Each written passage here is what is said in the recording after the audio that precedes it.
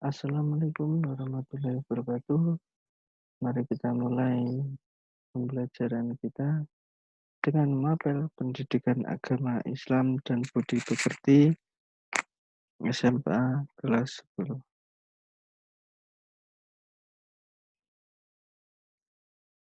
Mari kita mulai video pembelajaran kita yang bertemakan meneladani dakwah Rasulullah Shallallahu Alaihi Wasallam periode Madinah. Kompetensi dasar meyakini kebenaran dakwah Nabi Shallallahu Alaihi Wasallam di Madinah. Proses dakwah Rasulullah Shallallahu Alaihi Wasallam periode Madinah.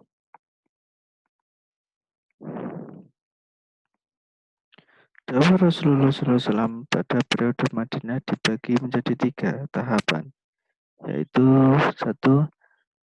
Tahapan masa penuh rintangan baik dari dalam kota Madinah atau dari kota Madinah, dimulai dari awal tahun Hijriah hingga perjanjian Hudaybiyah 6 Hijriah. Kedua, tahapan masa damai dengan para pemimpin paganisme yang diakhiri Fathul Makkah pada bulan Ramadan 8 Hijriah ditandai dengan adanya korespondensi dengan para raja di Jazirah Arab. Yang ketiga, tahapan masa manusia berbondong-bondong masuk Islam dari berbagai kabilah hingga wafat Rasulullah Sallallahu Alaihi Wasallam. B. Substansi dakwah Rasulullah Sallallahu Alaihi Wasallam periode Madinah.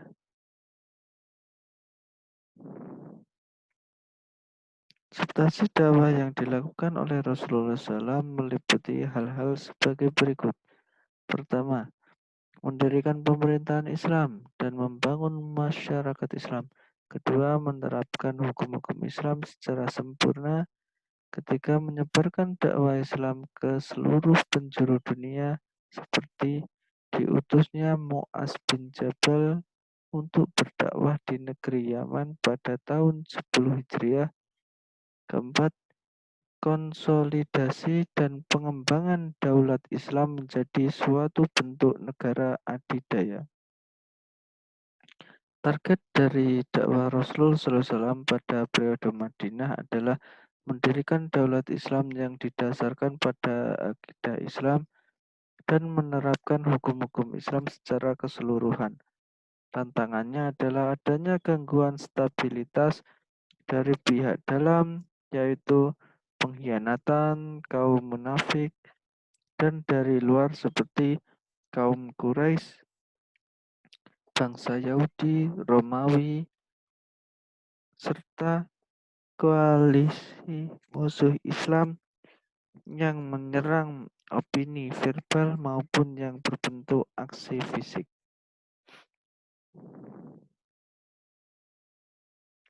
Yang C, strategi dakwah Rasulullah SAW periode Madinah. Rasulullah SAW adalah manusia yang agung yang berhalak mulia. Dalam berdakwah, strategi yang digunakan beliau sangat tepat, baik yang berkaitan dengan bilhal dan bilqaul, sehingga dalam waktu yang singkat seluruh jazirah Arab sudah masuk ke dalam kuasa Islam. Adapun strateginya yang dilakukan Rasulullah pada periode Madinah yaitu dakwah dengan mendirikan masjid. Masjid mempunyai peranan penting dalam menyatukan umat dan menyusun kekuatan ketika membangun daulat Islam atas dasar semangat tauhid. Di dalam masjid Rasulullah SAW membuat benteng moral berupa semangat jihad. Oleh karena itu pada awal dakwah di mana umat Islam belum banyak, mereka rela berkorban dan meninggalkan kesenangan dunia demi tegaknya Islam. Di masjid umat Islam diajarkan pokok tauhid dan syariat Islam. Selain itu juga masjid digunakan sebagai tempat bermusyawarah untuk menyelesaikan berbagai konflik internal. Yang kedua, dakwah dengan membuat perjanjian.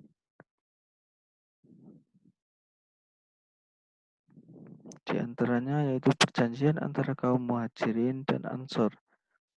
Waktunya tahun pertama Hijriah, tepatnya di kota Madinah.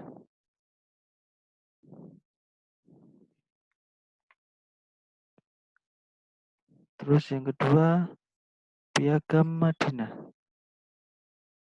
Waktunya yaitu tahun pertama Hijriah, lokasi di Madinah. Terus perjanjian Hudaybiyah. Waktunya tanggal 1 Zulqaidah tahun ke-6 Hijriah. Lokasi di Hudaybiyah.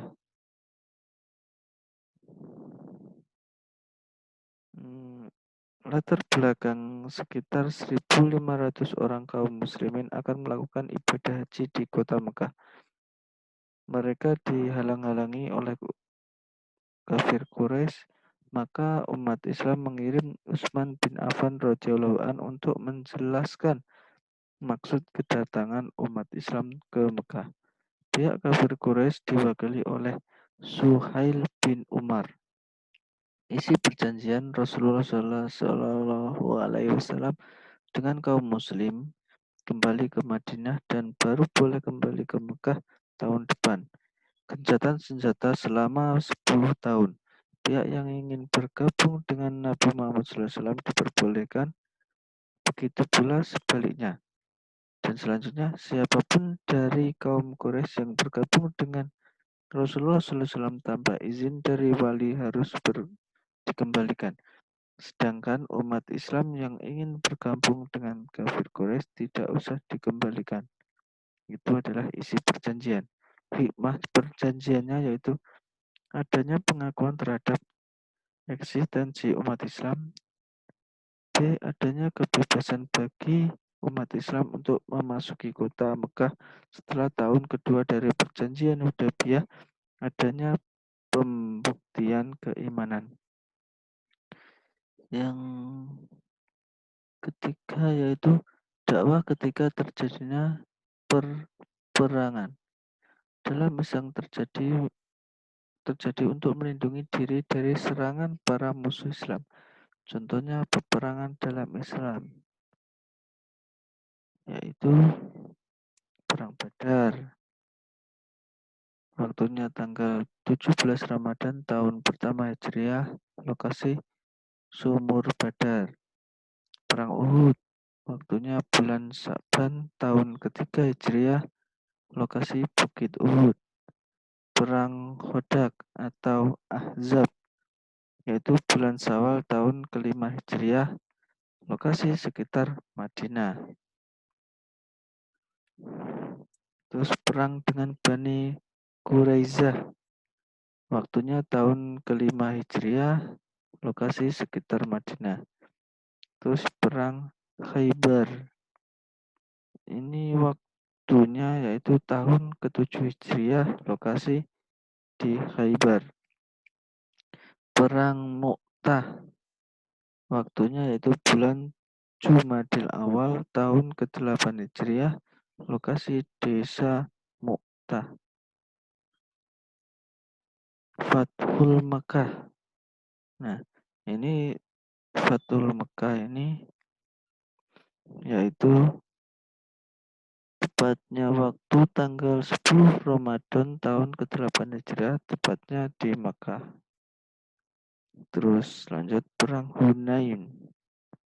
Perang Hunain ini waktunya bulan Syawal tahun ke-8 Hijriah, lokasi di Hunain. Perang Tabuk yaitu tahun 9, waktunya tahun 9 Hijriah, lokasi di Tabuk. Terus dakwah dengan korespondensi, maksudnya yaitu salah satu cara dakwah Rasulullah SAW yaitu dengan mengirimkan surat kepada raja-raja dan penguasa-penguasa di Jazirah Arab dan sekitarnya. Melalui surat itu Rasulullah Shallallahu Alaihi Wasallam menyeru mereka untuk masuk Islam dan kepada mereka untuk diterangkan tentang prinsip-prinsip dan dasar-dasar Islam. Surat-surat tersebut kemudian dikirim melalui para kurir. Tanggapan dakwah dengan korespondensi ini adalah sebagai berikut. Yang pertama yaitu agar memeluk Islam seperti Raja Habasa dari Oman. Yang kedua, mengakui Islam namun tidak memeluknya seperti Mukaukis, gubernur Romawi di Mesir, Kaisar Heraklius dari Romawi, dan Raja Yamamah.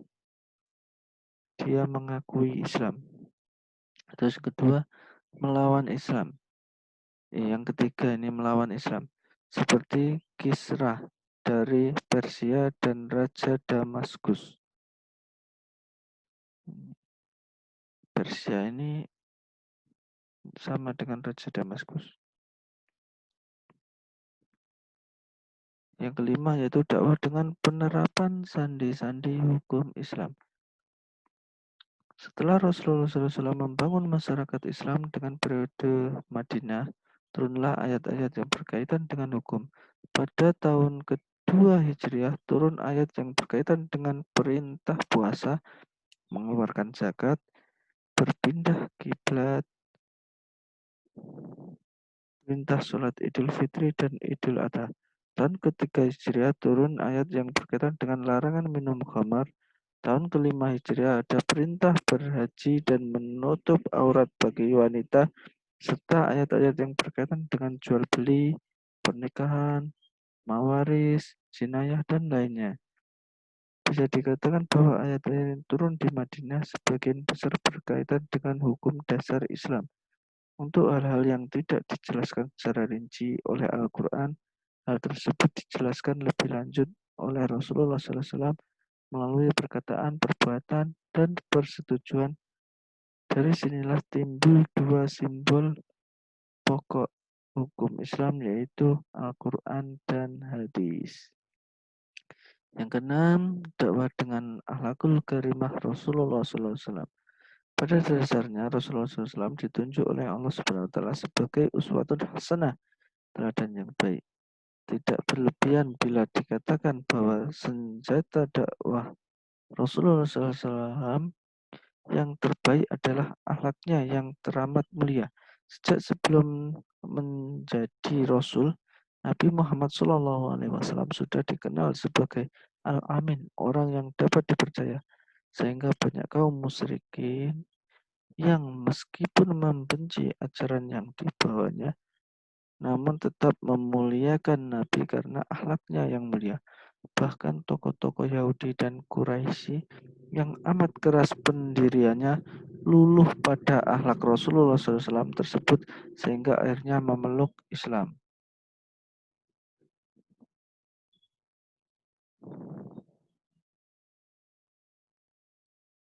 Faktor-faktor sosial yang mempengaruhi dakwah Rasulullah SAW periode Madinah.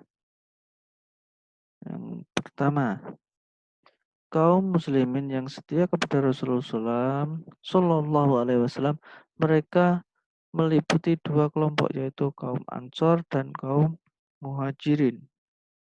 Kaum Ansor yaitu merupakan penduduk asli Madinah yang terdiri dari dua kelompok yang sebelumnya sering berseteru yaitu Aus dan Khazraj.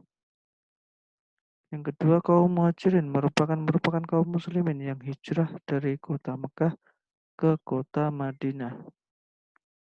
Yang kedua, kelompok musyrikin yang kebanyakan tidak membenci Islam dan banyak yang akhirnya masuk Islam, namun ada pula yang tidak suka seperti Abdullah bin Ubay, seorang munafik yang membelot ketika terjadi di perang Uhud.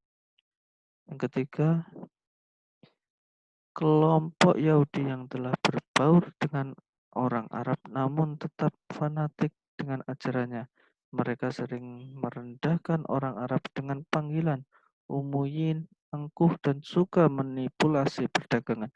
Mereka membenci Islam walaupun mereka sudah melihat tanda kenabian dari Rasulullah SAW sekelompok ini terbagi menjadi 3 kabilah besar, yaitu Bani Kaunukah tinggal di bagian dalam kota Madinah, Bani Nazir kabilah paling vokal terhadap Islam, Bani Quraizah tinggal di tepi kota Madinah.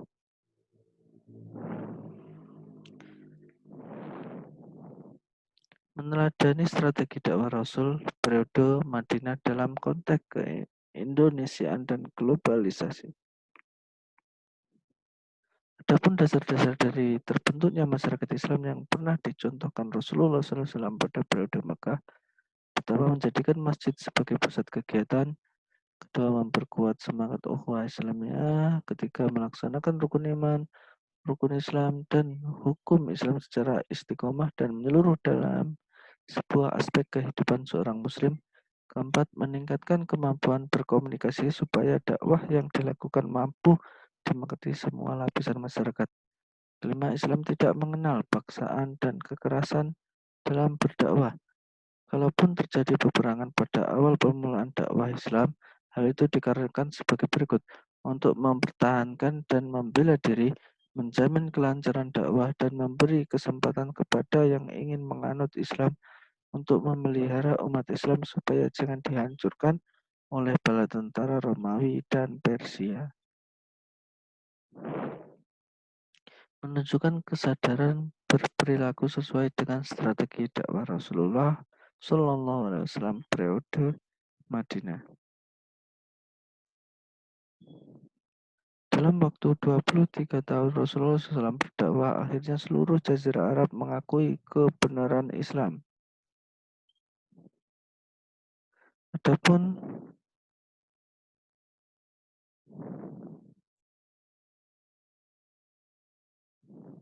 Adapun yang menjadi daya tarik dakwah tersebut adalah satu, semangat persaudaraan yang berdasarkan ikatan akidah. Dua, adanya sistem keadilan yang diterapkan tanpa perbedaan. Tiga, kehidupan sederhana yang dicontohkan oleh para penguasa atau pemimpin. Empat, persamaan derajat sehingga ukuran kemuliaan terletak pada ketakwaan.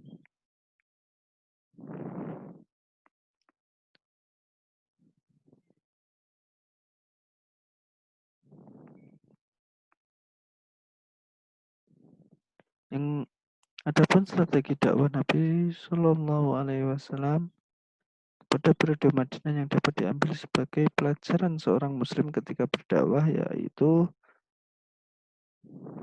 satu, tidak berputus asa mengajak orang untuk berbuat baik karena tugas manusia adalah berikhtiar.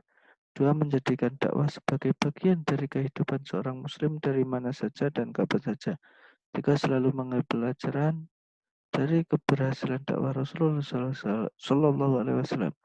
Empat, tingkatkan kualitas diri baik akademis maupun spiritual agar menjadi generasi terbaik pada masanya. Sekian, apabila ada kesalahan, tolong mohon maaf. Dan ini untuk latihan dan tugasnya. Jawab dengan singkat dan jelas.